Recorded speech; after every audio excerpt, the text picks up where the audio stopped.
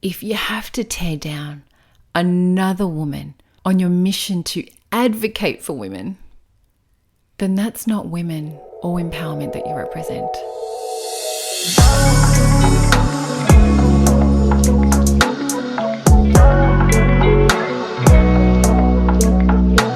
Hi everyone, welcome to the Lead from Love podcast. I am Yalini, I am your host and love coach. Now, if you have looked at the title of this episode, then you already know that it is a different kind of episode than what I normally do.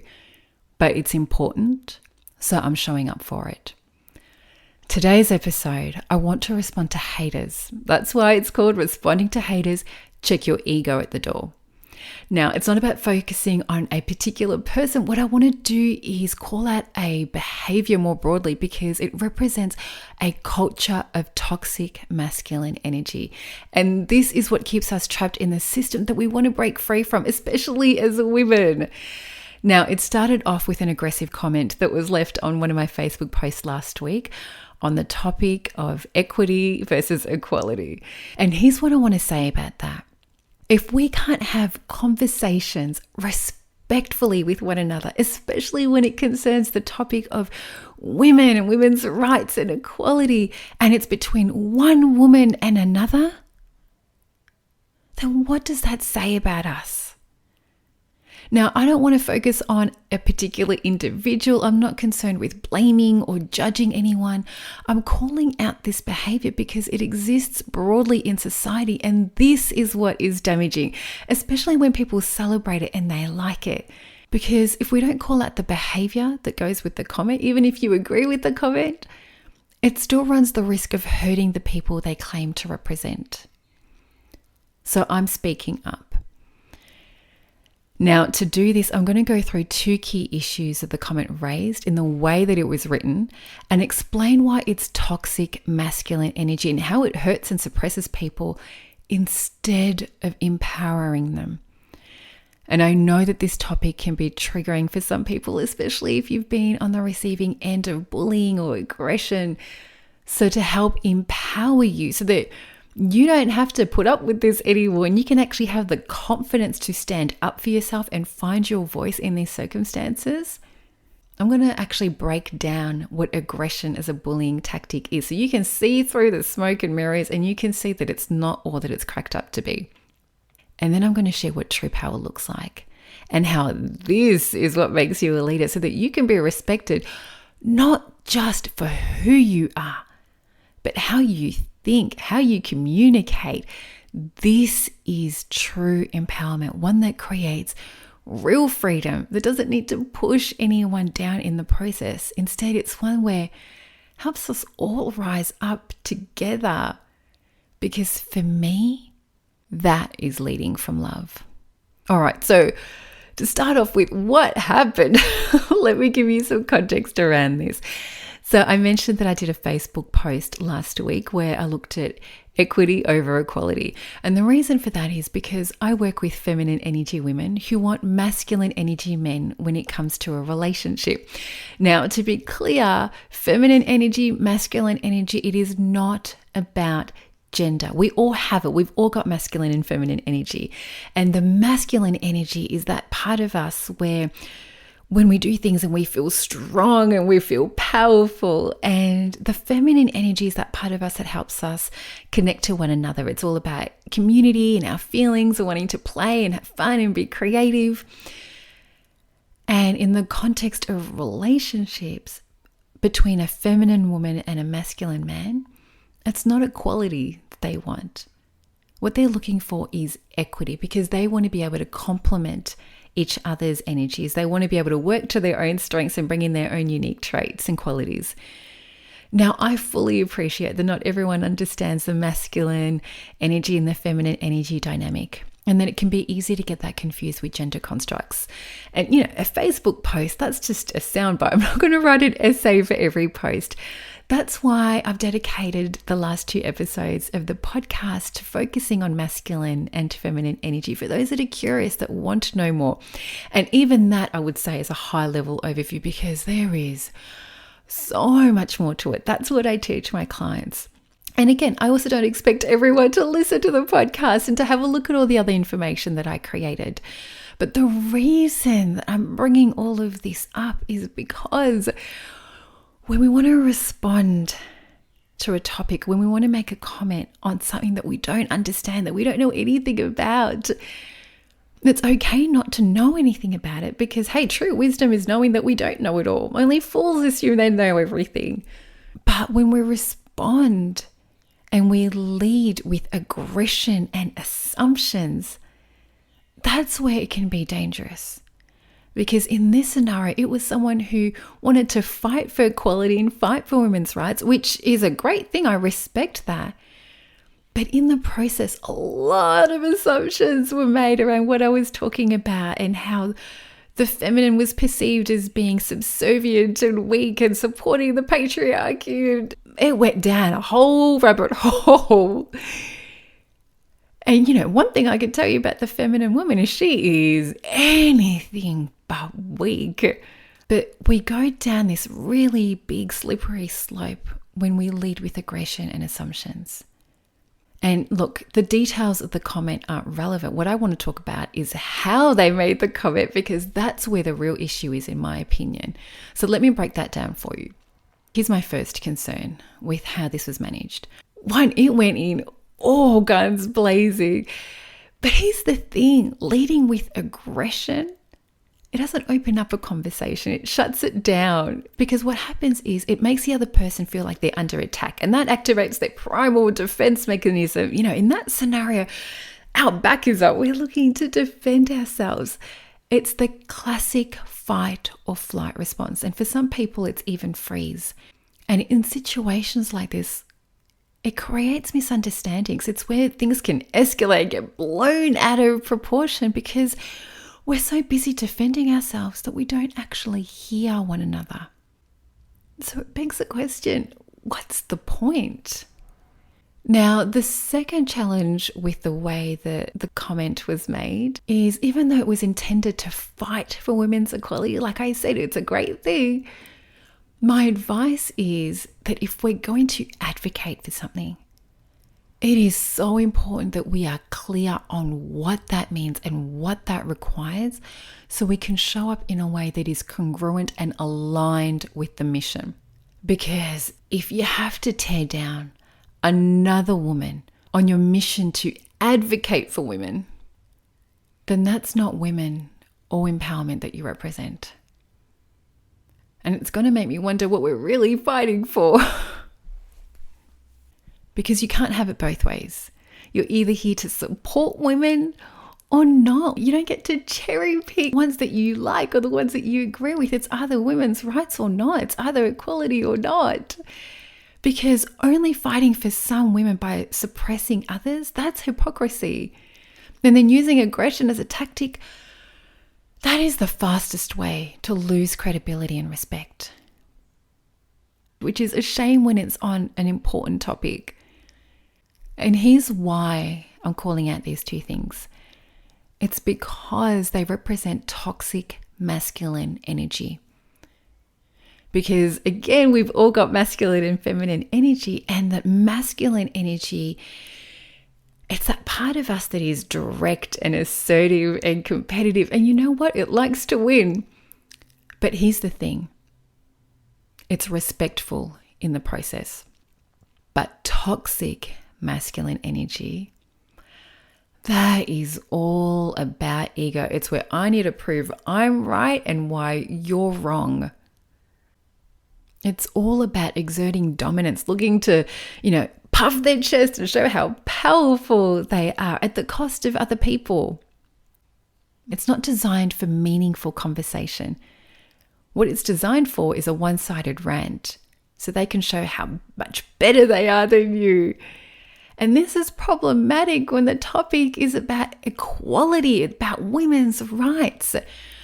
Because being in the toxic masculine energy where you have to exert dominance over another person, it means you end up just perpetuating the same oppression that you're seeking to fight. That's why the second half of this episode is called Check Your Ego at the Door. Because there's no place for the ego when you want to have a meaningful conversation. And focusing on the ego, focusing on the toxic masculine energy where you need to prove that you are right at all costs, it causes more issues. Because, here's the thing. There are over 7 billion people in the world. Over 7 billion. And the likelihood that we are all going to agree on one view for relationships, for how that dynamic needs to play out, that is slim to none. So that's why it's important to listen to one another, to what people actually want, to what women want in a relationship. Not tell them what they need to do, not tell them that equality should not only be expected but demanded. Because look, in the context of relationships, the truth is not all women want equality. Some want equity. Some want partnerships that work to each person's strengths. That's not about the 50-50 in absolutes because, let me give you an example. Imagine I'm a terrible cook and I take forever in the kitchen. And then I meet someone who's an amazing cook who not only loves to cook but does it well. In that scenario, I'm not going to fight to cook 50% of the time because not only am I not going to enjoy it, they're not going to want to eat what I make. So equity comes into the picture so that, they can cook if that's what they want to do, and then I can clean the dishes. And it creates a balance in a different way. And we all have the right to seek the balance that's right for us in our own relationships. Because trying to free people from one system like the patriarchy, only to force them into another system that requires equality, that isn't freedom. It's another form of oppression. It's just that what makes it worse is that this time it's not happening by a man over a woman. It's women doing it to other women. And here's what I want to raise on that kind of behavior. I noticed some people liked the comment. And if you want to put aside the fact that it was based on false assumptions and misinterpretations, if we put that to the side and go, okay, maybe they liked it because they wanted to support the premise of equality and women's rights, which, again, like I say, is something that I respect. We also don't call out the behavior used to support that approach. If we don't call out the aggression, that toxic masculine energy, then we're also enabling that kind of behavior. We're still rewarding it. And that concerns me because a lot of women have been oppressed, have been on the receiving end of aggression over their lifetime. I work with a lot of women that have been traumatized, that have experienced unbelievable abuse. And before they came to see me, a lot of these women lived in fear. They had their survival mechanisms on overdrive, and they don't necessarily have the confidence to stand up for themselves and to speak up. So to have to be on the receiving end of behavior like that from men and women, surely we can do better. That's why I want to call out aggression as a bullying tactic, because if you have ever been on the receiving end of that, I want you to be able to see through it. I want you to be able to see it for what it really is so that you're not scared anymore, so you can take back your power, so that you can find your voice. Because most people misconstrue aggression and dominance as a sign of confidence and power. And let me tell you, it is not. I'm going to explain what it is in a moment and why this is important to create the shift.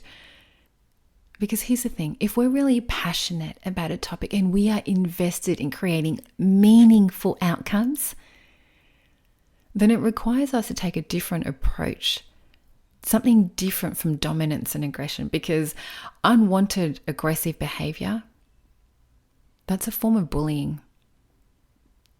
And instead of supporting a cause or a mission, it ends up creating division. It ends up creating a space where people feel small, and it scares them into compliance, or it scares them from speaking up and standing up for themselves. So to put things in perspective for these people so they can feel safe, here's what aggression can really come down to. can be a sign of insecurity. Because when people are aggressive, they use it to feel powerful, to look powerful, because they don't actually have that power on the inside. Because when someone is truly powerful and confident, they have nothing to prove. They know who they are, they know what they stand for, and they don't need to be competitive with you to prove it. They are calm and grounded within themselves, and your beliefs and your differences, it doesn't threaten them because, again, there is nothing to prove. So let me give you an example of how aggression can play out in the workplace as a sign of insecurity. So there's two people in the workplace, and one can be called John and the other one can be called Mary. And say John is really insecure about themselves as a person, insecure about their ability to do their job well, insecure about their ability to even go for a promotion or get that raise. And let's say Mary is someone new on the scene. She's new to that workplace and she's just come in with all of this energy. Everyone seems to like her. She's just picked up the work really easily. She seems to be going from strength to strength. And John is looking at this and he's feeling threatened. And because of that insecurity, instead of being able to celebrate Mary, instead of looking to collaborate with her, instead of looking to maybe get some advice, John needs to feel like he's better than her. And the way that he does that is, maybe he might criticize her or interrupt her when she's speaking, or be condescending and speak down to her, or, maybe he'll even make sarcastic jokes at her expense. That sort of thing. It's tactics used to make him feel big and make her feel small. And he's not doing that because he believes he's more powerful than her, because he believes he's not. Now, again, this isn't about judgment, because here's the truth. We've probably all been there in some way, shape, or form in our lives, myself included. Especially if we haven't felt powerful in the past or we didn't have a voice, what tends to happen is we go from one extreme to the other. So you go from not having a voice to then finding it, knowing how to stand up for yourself, and you go to the other extreme. And it can take a while for that pendulum to swing back down where you find your balance. Because here's how it happened for me. I remember going on a few dates with a guy years and years ago, and I can't quite remember the details of what happened, but essentially something happened. He had messed up in some way and he had disappeared, and then sometime later he came back. And when he came back, I thought, well, this is rich. And so at this point I had found my voice, and instead of just being nice and polite, I let it rip. I told him how it wasn't good enough. Who did he think he was? I deserve better. I'm this, I'm that. I won't stand for it. Oh my gosh. I mean, look, I can't remember the exact details of it, but what I remember is I felt proud of myself afterwards. I was so proud that I stood up for myself, and he knew I'm not someone that you could mess with. Oh my gosh. Now I think back at that and I'm mortified, because that wasn't the high road. Now, it doesn't mean that I couldn't say anything, but there was a better way. I thought having my rant was power. But what would have been more powerful is if he came back or asked for a second chance, that I just turn around and go, no, thank you. I don't accept your standard in my life. How much more powerful is that? So again, it's not about blaming, because we've probably all been there in some way, shape, or form. And the reason I'm highlighting it is because it's an opportunity for us to learn, so that we could all be better, so that we're not living from that toxic masculine energy. And that's also why it's important to speak up, because if we don't say anything when people are showing up in a way that is aggressive and dominating and speaking down to people, then it normalizes and rewards that behavior. And it's not okay. And the great thing is we're adults now. We get to choose who we want to be in this world, so that we can choose a new way forward, because we hold that power. And this brings me to my next point on what true power and leadership is. And let me summarize this with a great quote that I found. Unfortunately, I couldn't find who says it, But the quote just sums it up beautifully. True power comes not from control or domination, but from the ability to inspire, uplift, and empower those around you. And here's the best part about it. This form of power and communication, this is the feminine energy, because feminine energy is about empathy. It's about collaboration and connection, because at its core, the feminine energy represents community. It's about lifting each other up so that no one is left behind. Now, again, it's not about gender, just like masculine energy. We all have feminine energy. It's just that the feminine energy is often misunderstood as weak. And I went through why in the last episode of the podcast, where I explored it in a little bit more detail. And, at the highest level, it's often misunderstood because it's not as overtly powerful as the masculine. And yet, ironically, it's the one that can create the more meaningful change, because it doesn't require force to create compliance. Because by hearing and understanding one another, the feminine energy can inspire us to take appropriate action. People don't just do it because they have to or they're told to. They do it because they want to. And this is actually an approach that a lot of parents are using with their kids these days. Because when we understand, when we collaborate, when we hear one another, when we explain things, it makes us want to show up and advocate for the cause. That's why it's more powerful. And here's the biggest point of difference. When you lead with feminine energy, you lead with curiosity, not assumptions, not aggression, not dominance. And this is a true sign of emotional intelligence, because not only is it not reactive, but it allows it to lead with empathy, to find that inner strength where you can hold space for someone else, space for their opinions, without jumping to conclusions, without wanting to fight back.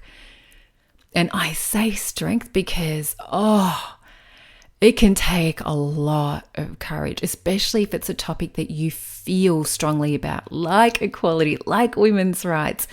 Because if someone says something that is different to your belief system, it's going to be natural to get your back up. It's going to be natural for you to want to fight back, to pounce, to say why that's wrong.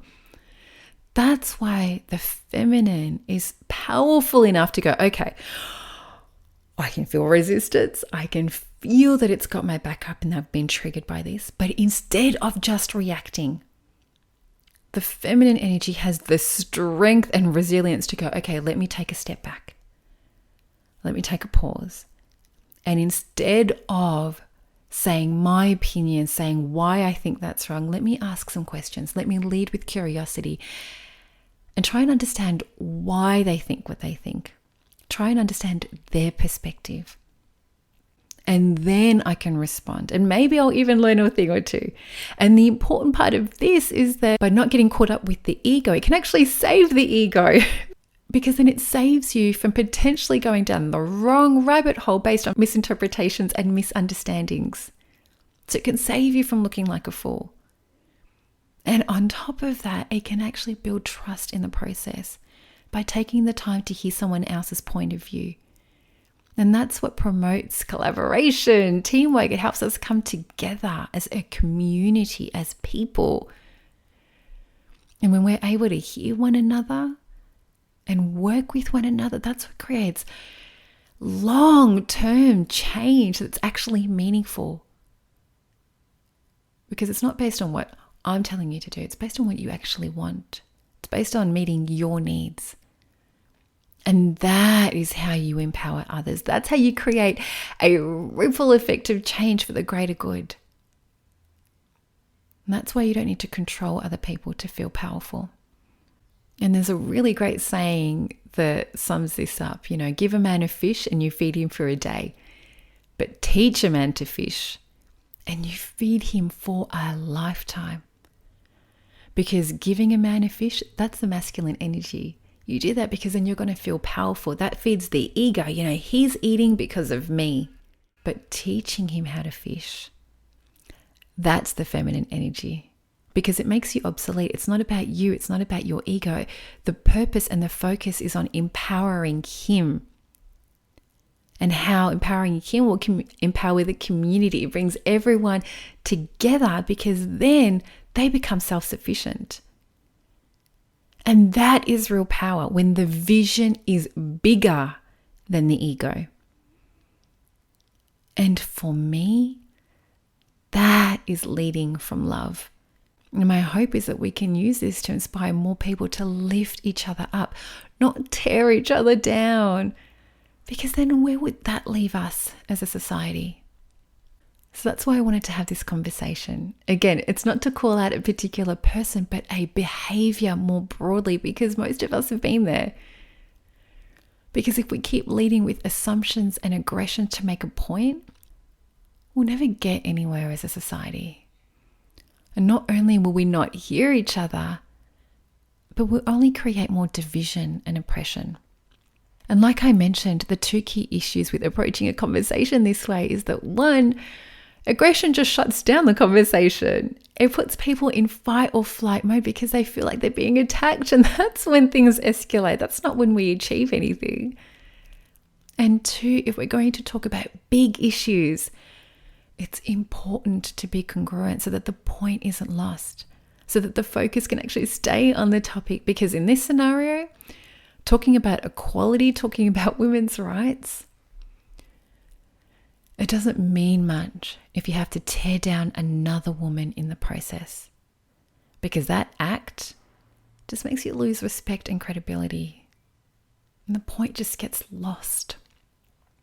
And the reason this approach to a conversation doesn't serve anyone is because there's signs of toxic masculine energy. And again, the masculine energy, it's that competitive, assertive part of us that wants to win, but not at all costs. It's still respectful. It's the toxic masculine energy that will want to win at all costs, because it's all ego. And you're not having a conversation to hear each other. It's a rant to exert dominance so that you feel powerful at the cost of pushing someone else down. And that only feeds the problem of oppression. It doesn't end it. And because a lot of women have had to endure this sort of aggression from men, let alone other women, I cleared up what aggression really is, so that if you're ever in that circumstance, it can feel less threatening. Because anyone who needs to exert dominance over another person in a conversation, they're not the ones that are powerful. That's just a sign of their own insecurity, because they use aggression to make themselves look and feel powerful, because they're compensating for the power they don't actually have inside. Which is why it's so much more important to call it out. Because if we don't call out this kind of behavior, we end up rewarding it. So to drive real change, to have more meaningful conversations, it's about stepping back into the feminine energy. This is the part of you that leads with curiosity, even if it's challenging. You lead with curiosity before being reactive, before jumping in with your beliefs and where you think you're right and they're wrong. It's the part of you that goes, okay, let's ask some questions first. Let me try to understand where they're coming from. Because then maybe you'll just learn a thing or two. And it can also help you save face, because it clears up misunderstandings. It stops you from jumping down the rabbit hole of false assumptions. So you can save ego too. You can save yourself from looking like a fool. And on top of this, the feminine energy is what builds trust. It's what promotes cooperation. It's what builds community. It's what inspires people to create meaningful change and outcomes. Because the feminine doesn't need to exert dominance. It inspires people. Because from here, one conversation has the power to create a ripple effect of change that uplifts and empowers communities. So let's be the change that we want to see. Let's lift each other up. Let's lead conversations with curiosity and a willingness to hear each other, so we can be better and do better. Because that power lives inside of us. So let's lead from love and create a better world together.